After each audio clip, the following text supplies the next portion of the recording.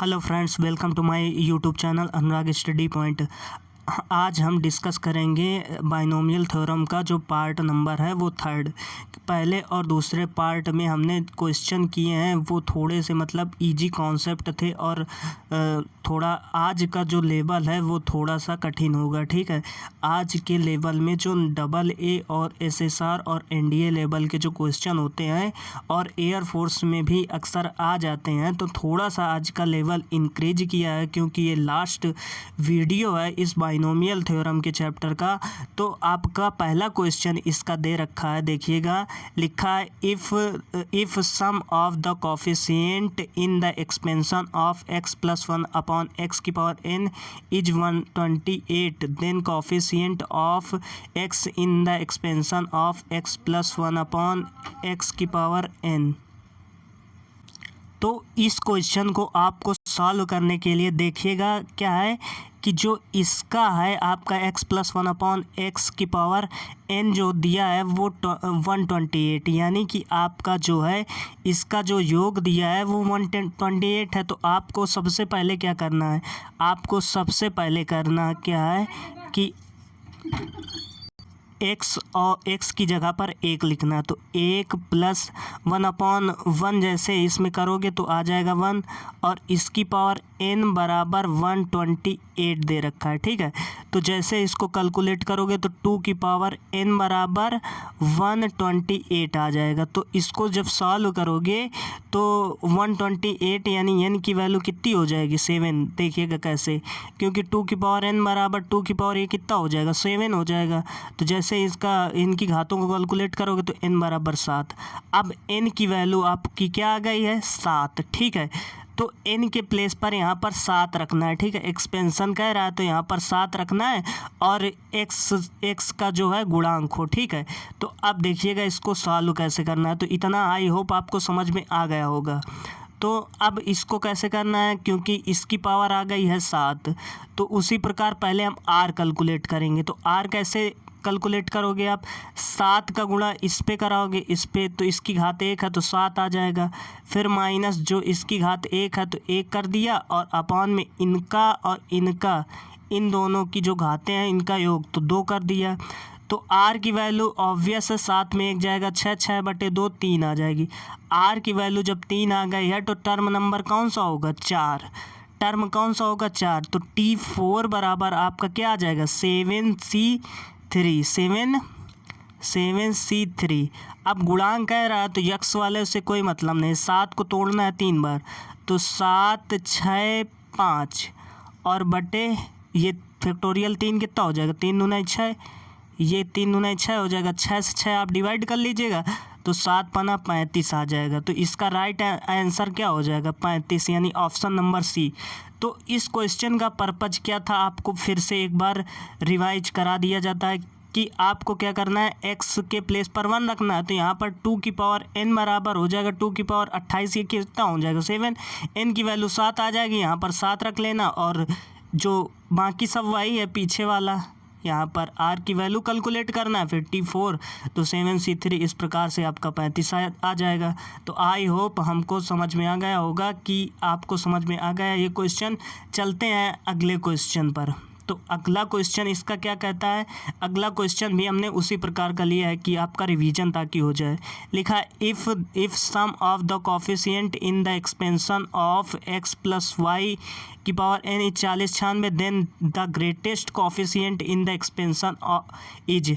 अब यहाँ पर एक वर्ड आया है ग्रेटेस्ट कोफिशिएंट, तो इस प्रकार का क्वेश्चन भी लास्ट ईयर आपके एग्जाम में पूछा गया था। तो इसको कैसे करना है देखिएगा ध्यान से। ग्रेटेस्ट इंटीजर का के 2 फार्मूले होते हैं। अगर n की वैल्यू क्या है, अगर n की वैल्यू आ रही है ऑड, तो n की वैल्यू ऑड आती है तो 2 केस होते हैं इसमें। एक होता है n-1/2 और एक केस होता है n+1/2। आप दोनों में से कोई भी कर लीजिएगा, आपका राइट आंसर आ जाएगा। चाहे ये वाला फार्मूला लगा लीजिएगा चाहे ये वाला। लेकिन अगर n की वैल्यू सम हो, n की वैल्यू क्या हो सम हो, यानी कि इवन हो, n अगर इवन है तो उसकी होती है NC n/2। तो आई होप ये वाला क्वेश्चन, ये जो है कॉन्सेप्ट आपने अपनी नोटबुक में नोट कर लिया होगा। तो चलते हैं अब इसको सॉल्व कैसे करना है वो देखते हैं क्वेश्चन को।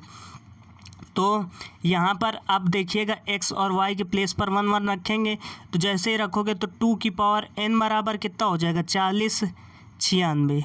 अब 40 96 को लिख सकते हो 2 की पावर 12, तो n की वैल्यू कितनी आ गई आपकी 12, n की वैल्यू कितनी आ गई 12। अब आपको क्या फाइंड करना है, आपको फाइंड करना है ग्रेटेस्ट जो है कॉफिशिएंट। ग्रेटेस्ट कॉफिशिएंट कैसे फाइंड करना है, क्योंकि n की वैल्यू यहाँ पर क्या आई है, n की वैल्यू आई है सम, n की वैल्यू क्या आई भाई सम। तो सम के केस पर क्या होता है NCN/2, यही तो होता है। तो 12C, अब n/2 करना है तो 12/2 करोगे तो 6 आ जाएगा, यानी 12C6। अब 12C6 को कैसे सॉल्व करना है, तो ध्यान से देखिएगा 12C6 को कैसे करना है। तो 12C6 को 12 × 11 × 10 × 9 × 8 × 7, यानी कि 12 को तोड़ना है 6 बार, ठीक है। और 6 का फैक्टोरियल 6 करोगे तो 720 होता है।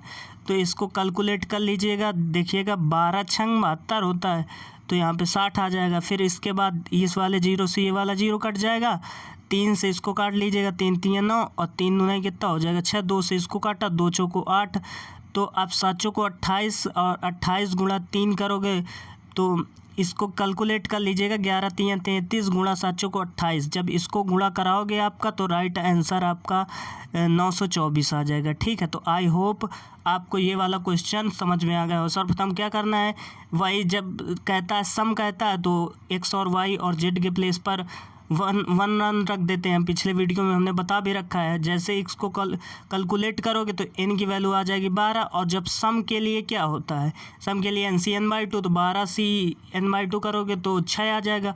अब 12 को तोड़ना है 6 बार और 6 फैक्टोरियल 720, इसको आसानी से आप कैलकुलेट कर सकते हैं। तो चलते हैं अगले क्वेश्चन पर। अगला क्वेश्चन आपको क्या दे रखा है, अगला क्वेश्चन दे रखा है if the coefficient of 2r + 4th and r - 2th term in the expansion of 1 + x⁻18 are equal, then the value of r। तो इस प्रकार के क्वेश्चन को आपको कैसे टैकल करना है। सर्वप्रथम 2r + 4 और r - 2 ये दोनों टर्म आपको कह रहा है इक्वल है, यानी बराबर है। तो आप पहले बराबर कर लीजिएगा, यानी कि T2r + 4 जो है वो बराबर है TR - के 2 के।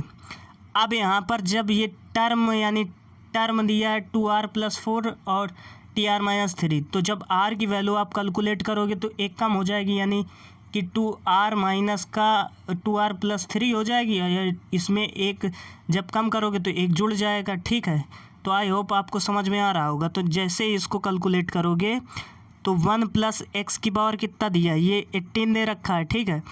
तो अब इसको कैलकुलेट कीजिएगा तो 18C, और यहाँ से जब r की वैल्यू आप निकालोगे तो एक कम हो जाएगी, यानी कि 2r - 3 बराबर, ये दोनों बराबर हैं 18C, और इसमें से जब एक कम करोगे तो एक जुड़ जाएगा, यानी 18C - r - 3 हो जाएगा, ठीक है।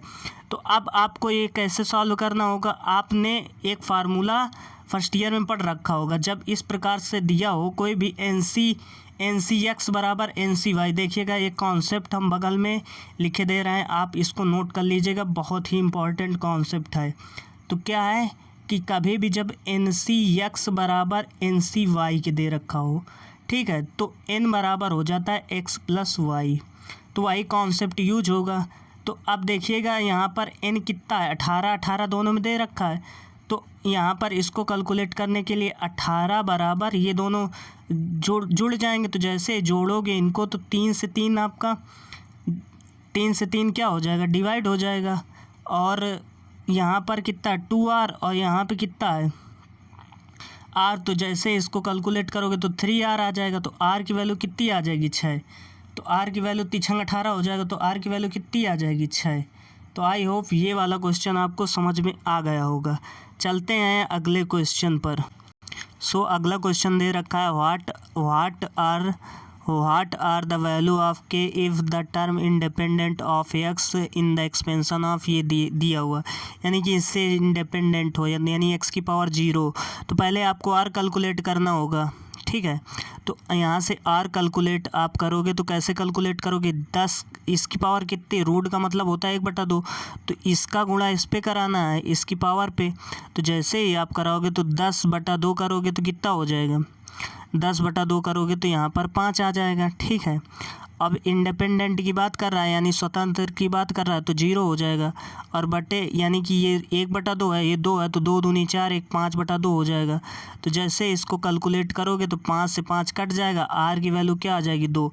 अब जब आर की वैल्यू 2 आ गई है तो टर्म नंबर कौन सा हो जाएगा, टर्म हो जाएगा आपका 3 यानी कि T3 बराबर, अब इसको कैलकुलेट कर लीजिएगा, T3 बराबर 10C2 10C2। अब यक्स वालों से तो कोई मतलब नहीं है, क्योंकि यहाँ पर कॉफिशिएंट यानी गुणांक पूछ रहा है, ठीक है।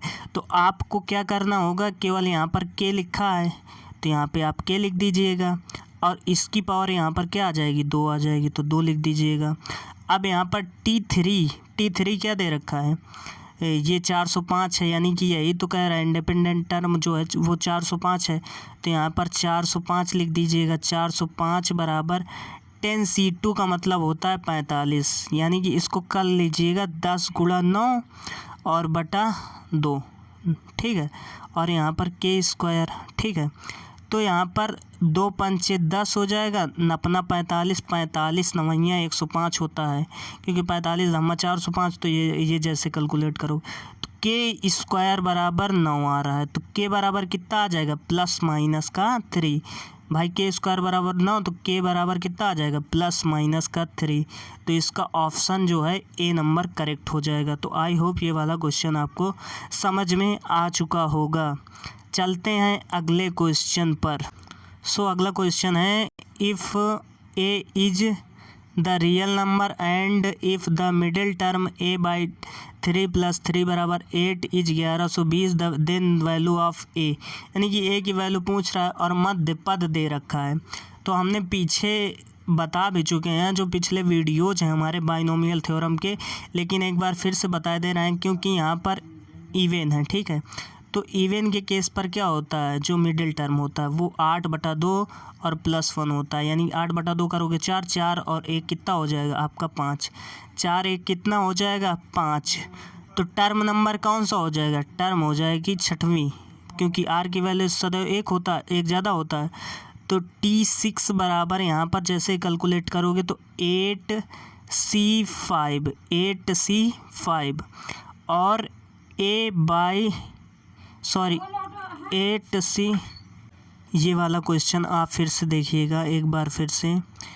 अब इस वाले क्वेश्चन में क्या है कि आपकी जो ये आया है ये आर नहीं है, ये आपका टर्म ही है, यानी कि T5 यही है। तो T5 बराबर हो जाएगा 8C और इससे एक कम होता है तो 8C4 हो जाएगा, और a/3 की पावर हो जाएगा 4 और 3 की पावर 4 हो जाएगा, क्योंकि इनका डिफरेंस यहाँ पे लिखा जाता है और जो नीचे आता है यानी आर की वैल्यू वो ऊपर लिखी जाती है। अब 3 की पावर 4 से 3 की पावर 4 आपका डिवाइड हो जाएगा कि नहीं हो जाएगा। और जो ये मिडिल टर्म दे रखा है वो कितना दे रखा है 1120, ठीक है। तो 1120 यहाँ पर रखना है और इसको आप कैलकुलेट कर सकते हैं, ठीक है। तो ये इसको कैलकुलेट करने के लिए आपको क्या करना होगा, T5 की जगह आपको 1120 रखना है। तो यहाँ पर देखिएगा 1120 बराबर 8C4, तो इसको तोड़ना है आपको 4 बार, इसको तोड़ना है 4 बार, तो 8 7 6 और 5 बटा यहाँ पर कितना हो जाएगा 24 हो जाएगा, और यहाँ पर a की पावर कितना लिखा है 4, तो a की पावर 4 यहाँ ऊपर लिखे दे रहे हैं, ठीक है। थोड़ा सा यार मैनेज कर लीजिएगा। तो यहाँ पर 8 का 24 हो जाएगा, 8 × 24, 3 से 1 कट जाएगा तो 3 × 9 कितना हो जाएगा 6, ठीक है। तो जैसे ही इसको पूरा आप सॉल्व कर लेना, अगर ना आए तो कमेंट कर दीजिएगा, मैं बता दूंगा। ये पूरा का पूरा आपका आ जाएगा A4 = 16, ठीक है। अब A4 बराबर 16 आ गया, तो A4 बराबर इसको लिख सकते हो आप A4 बराबर 16 आ गया है। तो यहाँ से ये 16, जब ये 4 यहाँ से जाएगा तो 16 की पावर 4 आएगी, यानी कि आपका 2 ही तो बचेगा, यानी कि ए की वैल्यू कितनी आ जाएगी 2 प्लस माइनस का 2। तो यहाँ पर प्लस माइनस का 2, ऑप्शन नंबर ए सही हो जाएगा। अगर आपको ये ना आए तो कमेंट कर दीजिएगा, मैं पूरा सॉल्व कर दूंगा अगले वीडियो पर। चलते हैं जो अगला क्वेश्चन है उस पर। तो यहाँ पर अगला क्वेश्चन आपको दे रखा है कि 1 प्लस एक्स की पावर m में x की पावर 6 तथा x की पावर 16 के गुणांक बराबर हैं, तो m का मान ज्ञात कीजिए। कभी भी अब इसमें ध्यान से देखिएगा, यहाँ पर क्या है 1 प्लस एक्स की पावर m लिखा है ना, तो यहाँ पर आपका 1 आ रहा है सिंपली, यहाँ पर क्या आ रहा है 1।